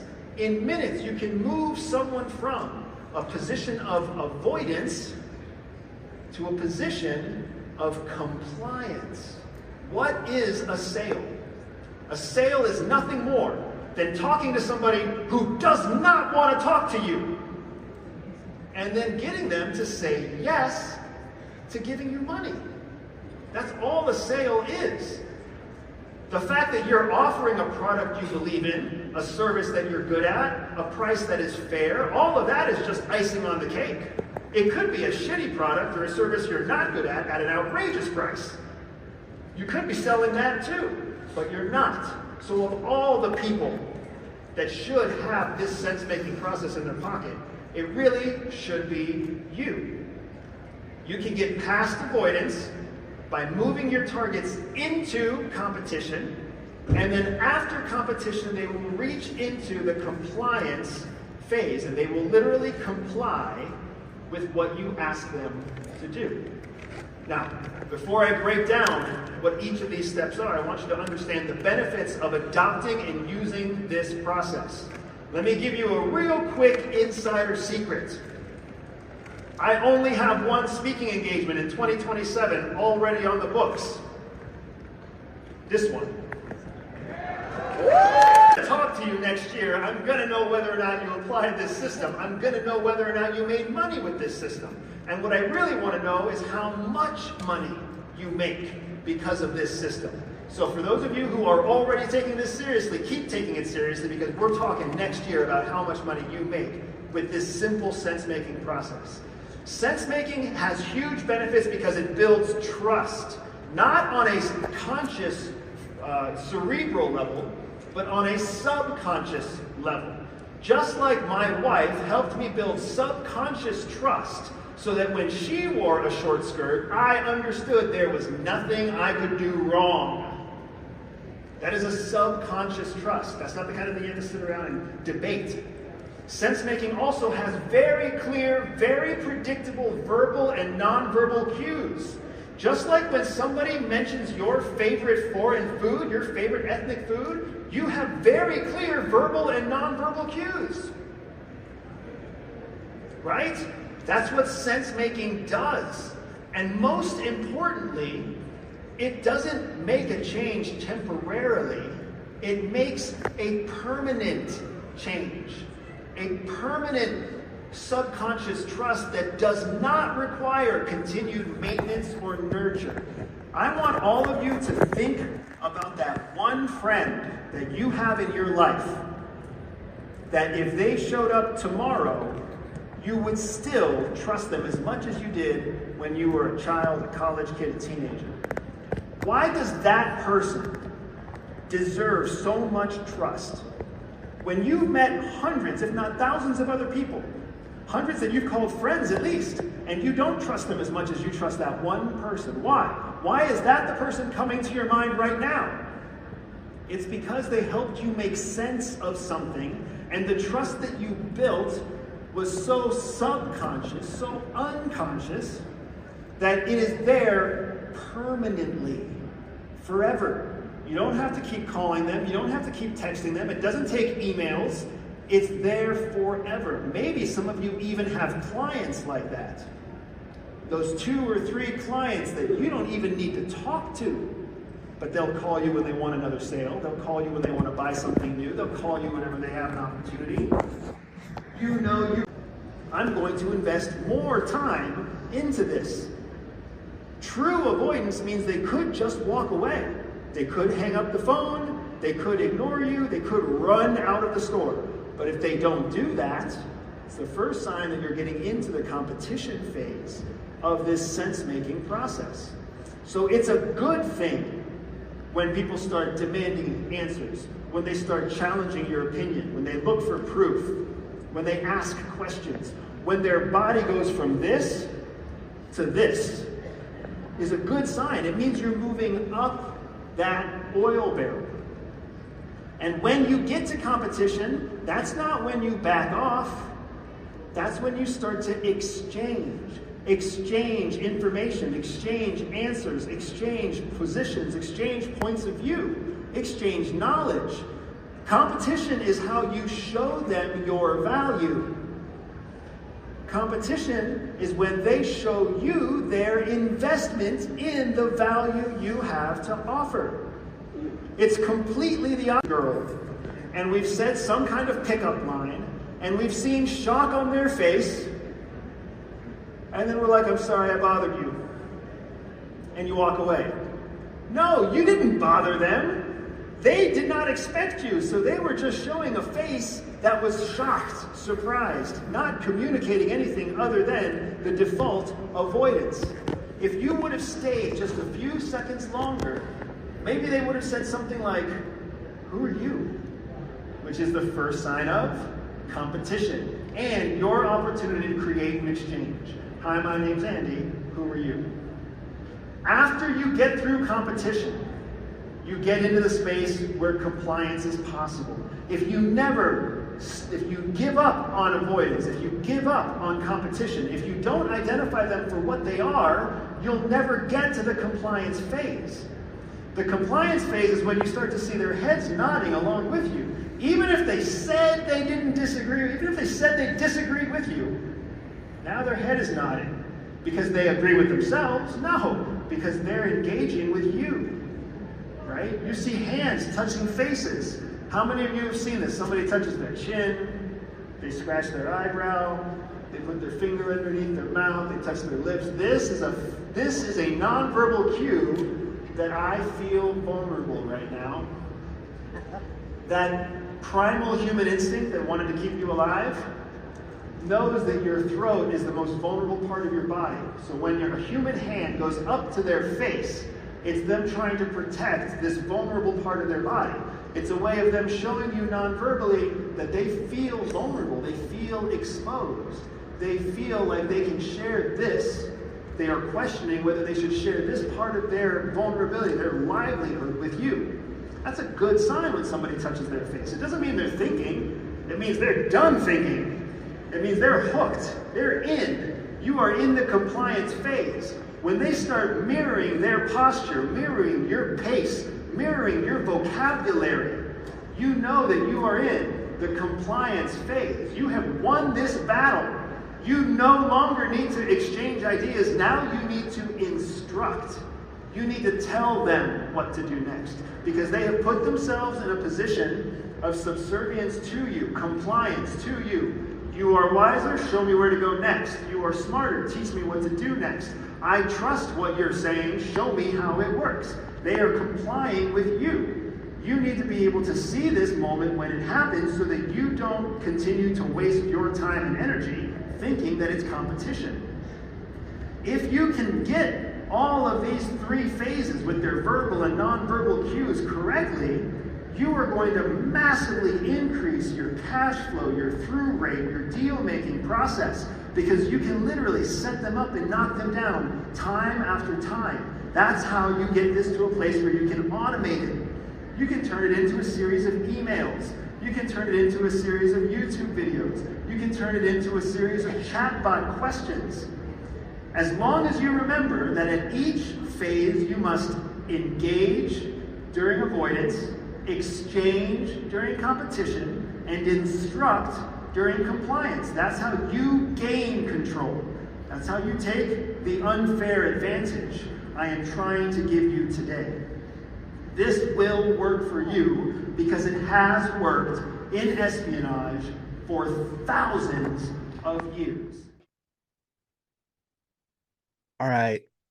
One last thing, guys, before we get into the last section of this show, and I know this is almost a 2-hour long podcast episode because we included the recordings from Squad Up. We just got done listening to Andrew Bustamante. You're going to transition back into our live podcast right now where we were live at Squad Up, and actually Pansy, which was amazing. She found one of the leaders in SubTo. His name is Vincent Lanza. We all call him Doug Lanza, but he is one of the leaders again in SubTo, and he is one of the first people in SubTo to have figured out how to leverage wholesalers and agents basically to source deals.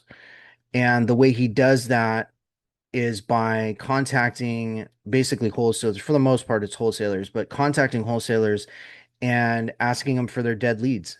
because Doug and his wife Ann are very well schooled in creative strategies. So they can take those supposed wholesaler dead leads and turn them into something that will produce a solution for the seller, but will produce, an assignment fee for them as well. So amazing strategy. He was one of the first people to take action and really start learning this strategy and performing this strategy and then teaching others this strategy. So without too much further ado, I'm going to transition us back into us live at Squad Up. We're sitting on a couch, and the first interviewee is Doug's wife, Ann.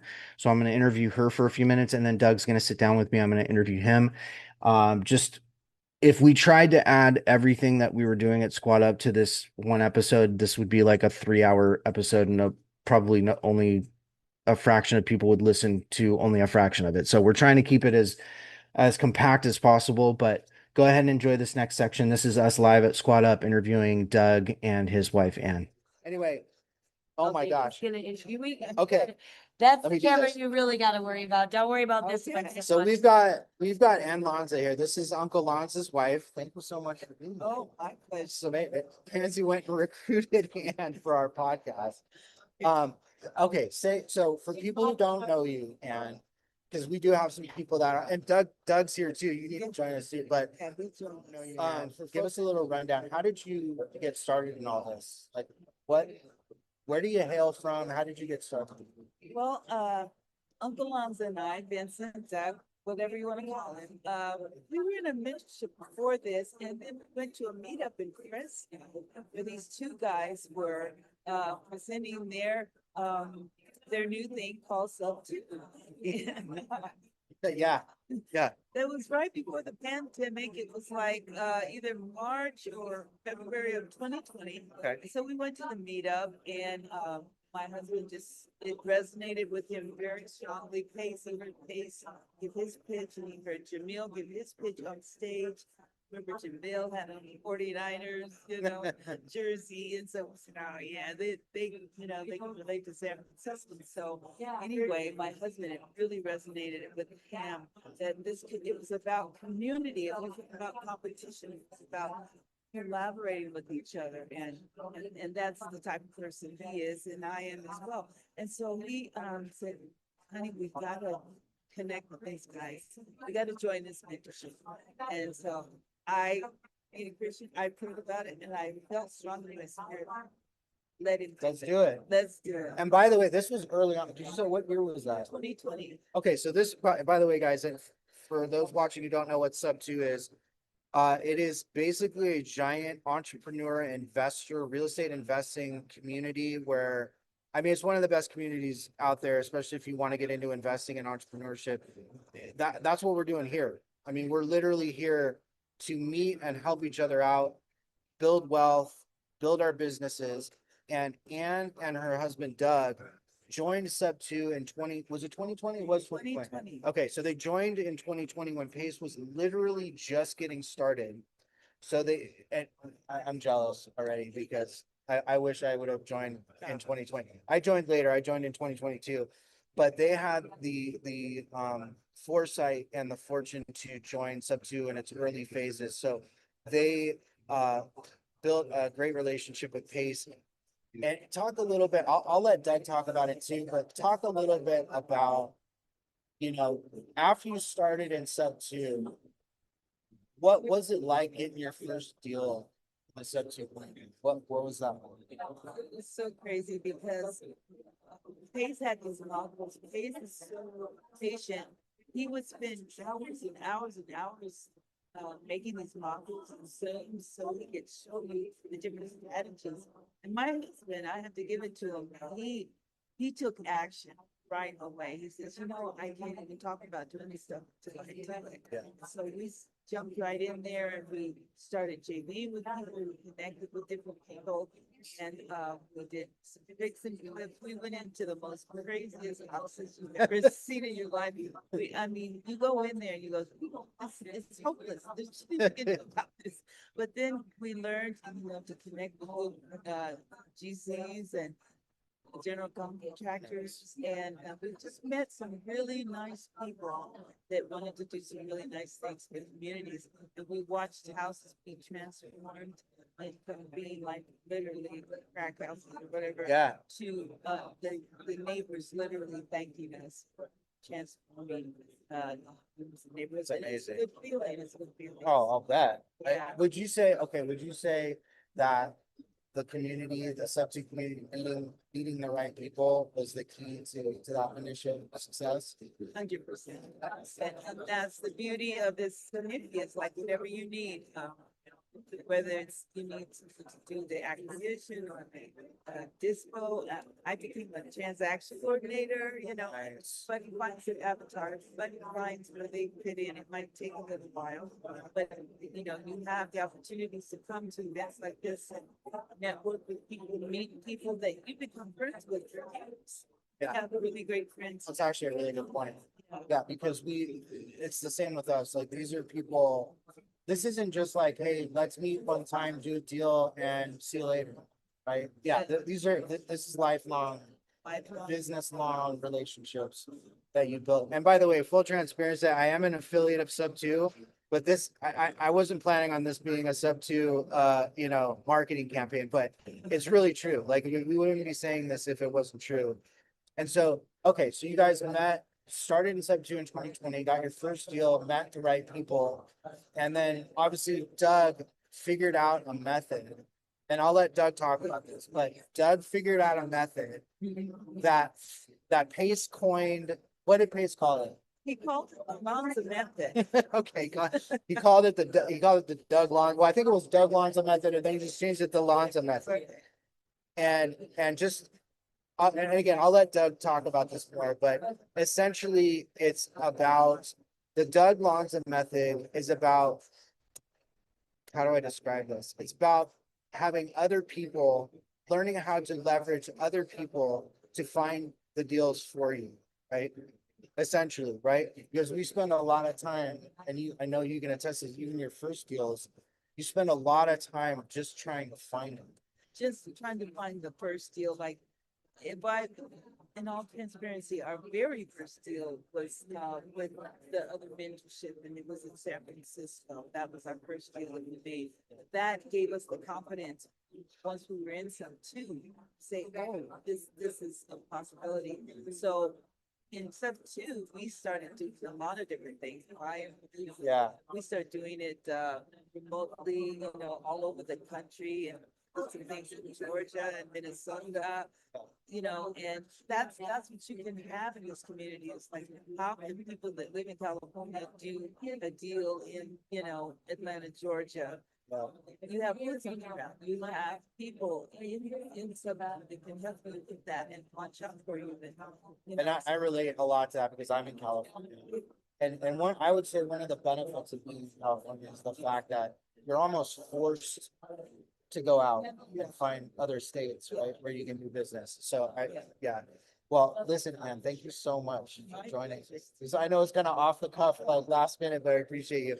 I'd like to bring Doug up here. Hey, thank you so much. Really appreciate it. And by the way, it's good to meet you in person, Bryce. Okay. Thank you. Thank you, Ann.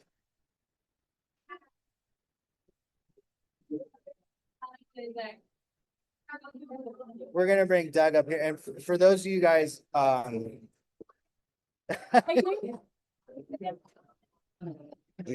What's your name? Justin. Justin. Good to meet you, Doug. By the way, and this was totally off the cuff. Pansy went and wrangled Doug over here to do our podcast. Yeah. I really appreciate you sitting down. Yeah, This is a big deal. So in SubTo, in the SubTo mentorship, Doug is one of the leaders in the SubTo mentorship. Now, we just heard from Ann about how they kind of got started. Oh, you guys okay. Got started. She told you the story. Told us the stories, but initially, right, you met some of the right people, you got some of your first deals going, but talk to our audience a little bit about how you figured out what Pace calls the Lanza method. Oh, You coined the Lanza method, right? actually, I'm not the one that figured it out. Oh, okay. It was, I actually learned it from Pace. Basically, what we were doing, this is about in 2020, when COVID hit in March, and later on in 2020, we were posting in Facebook groups Yeah. looking for dead leads from wholesalers. So basically what we were doing is like, this was kind of like the start of like really doing creative finance, and creative finance was SubTo and those kind of things weren't as popular as they are now due to this community. And so we would contact these wholesalers through Facebook groups like, hey, we'd post something like, hey, wholesaler, pay you for your dead leads. Then we would get those leads. Usually the problem with that was, for the wholesaler's perspective, was they weren't able to negotiate a cash deal because they're being usually in the wholesale world with no offers. Right. And these were sellers that didn't want to go one. Right. So anyway, we would call those sellers. We'd be like, hey, I'm not trying to kill, I'm going to give you your price, but I need terms. Right. I need to do something creative with this. And then we would just negotiate some two deals or seller financing or something. So anyway, that's how we actually obtained, you know, a lot of properties, did a lot of deals back in that day. What ended up happening was early on, I was really successful with it. And so we changed into the Yeah, which is, by the way, credit where credit's due. We all learned these methods from Pace, at least the initial framework, right? Yeah. But Doug took it to the next level, which is why Pace coined it the Lanza method, because, and I'm gonna give you credit where credit's due, because you figured out, you know, if you just continue to take action and you leverage other people, because I was just talking to Ann about this, Yeah. we spend a lot of time trying, feels like most of our time, just trying to find a deal, right? Just trying to find one deal. Yeah. And so if you think about how much time it took you just to find that first deal, if I can leverage other wholesalers, agents, or whoever to bring us the actual deals, Yeah. how much time is that gonna save us? Yeah, so I mean, again, it was like a way to generate leads for creative deals. Right. Basically, you know, and like you're saying, we weren't the ones really doing the groundwork. We were kind of coming in and cleaning up the mess. The that mess, they had yeah, left behind, Right. 100%, yeah, 100%. Well, so talk to us a little bit. I want you to plug what you guys are doing right now. I know you've got the Lanza, you know, your Facebook group or community. Why don't you plug that a little bit? Because I For think sure. people should reach out. Yeah, yeah, no, absolutely appreciate it. So one of the things we're doing is that, I mean, we have a lot of free things that we do. But last year we decided to take on about 20 people and bring them under our wing and really like work with them really closely to mentor them. So we started something called the Lanza Partner Program, and you can go to that website, lanzapartnerprogram.com. And yeah, so that's something like we're right now. We've got about half the spots filled, and we're looking to fill up the other half. So if you're interested in that, just go to lanzapartnerprogram.com. And again, we're going to take about 20 people that really want to take action. What we do is we have a mindset track, a coaching track, and a deal track. So Nice. start with mindset, we do the coaching, and then, like you were saying, we put the coaching into action. Take action. Do it by actually doing deals. So Right. Taking action obviously Yeah. is the most important part yes, of all of if, this. if you learn, it's great, but if you don't apply what you learn, then it's pretty worthless. It's pretty worthless. I would agree with that. And in fact, let me ask you this question. If you could go back and talk to your 2020 self, what advice would you give yourself when you were first starting? Yeah, it's interesting. I mean, actually, you know, we have taken action, but I think there's been times when we've procrastinated. And so 100%. And so I would say, make decisions, stick with them, go with your gut, and don't procrastinate thinking. I mean, I'll give you an example. Like we bought a property several years ago. We could have sold it. We probably would have lost a little bit of money. Yeah. But we held it for so long that amount of money we lost was multiplied many times over. And if we had just made that decision back then, like take the action, like if this is not working, don't try to force it. And you're gonna find in real estate, you're gonna make money, you're gonna lose money. Yep. The point is obviously make more money than you lose, right? Obvious, But right. cut bait, you know, so I would say, if I was to talk to my 2020 self, I would just say, yeah, just make decisive decisions, take action, and don't procrastinate on things. That's a big one. I struggle with procrastination. I think we Terribly. probably all do. All of us, right? And I would add something too, and this goes to frame up this squat up session that we've had here is get comfortable being uncomfortable, but also get comfortable with the fear of it all, right? Like, I mean, for me, one of the biggest things that caused my procrastination was just the fear of the unknown. Right. It's almost more comfortable to just stay in this place where you're at, Yeah. as opposed to taking action because you're afraid of Yeah. it. Right? And that even happens, right? You know, sometimes when you have some degree of success, Yeah. that feels comfortable. And so you don't push, right? Yeah. You don't push into that next thing. So Did you get to watch Jocko? I did. Okay, so I was just telling the audience like about the whole terrarium Yeah. analogy and pushing out to that next, like you see the crack in the terrarium, you're like, what's up there? I want to go check that out. And the work that it takes to get to that spot. There's a lot of fear involved with that climb, Yeah. especially that when you're trying to break out of that first terrarium, right? And I would just say, for those of you feeling that, it's normal, it's natural, and to keep pushing. Yeah. Do you agree? Yeah. Okay. Well, listen, Doug, I really appreciate you Yeah. sitting down with us. No, of course, that's fun. Really I cool. appreciate it. And I'm gonna send, and one more time, what was the website? Oh, lanzapartnerprogram.com. So it's LANZA partnerprogram.com. Awesome. Thank you so All right, much. appreciate It's good to meet you in person, by the way. it. Good to meet you too. Thank you. All right. So that was Doug Lanza. Very cool to meet him in person. And again, this is the kind of stuff that happens. And I know for some of you that might be watching, you might not know who Doug is. What I have to do, hold on a second. And Okay. Well, I'm actually gonna end this right now. So Okay, give me 1 second. So- Okay, I do want to sign off. We're getting called in 20 different directions, so I want to end this, but I'm going to add some additional stuff to the edited version. For those of you who are on here with us, thank you so much for watching. Thank you for all the support.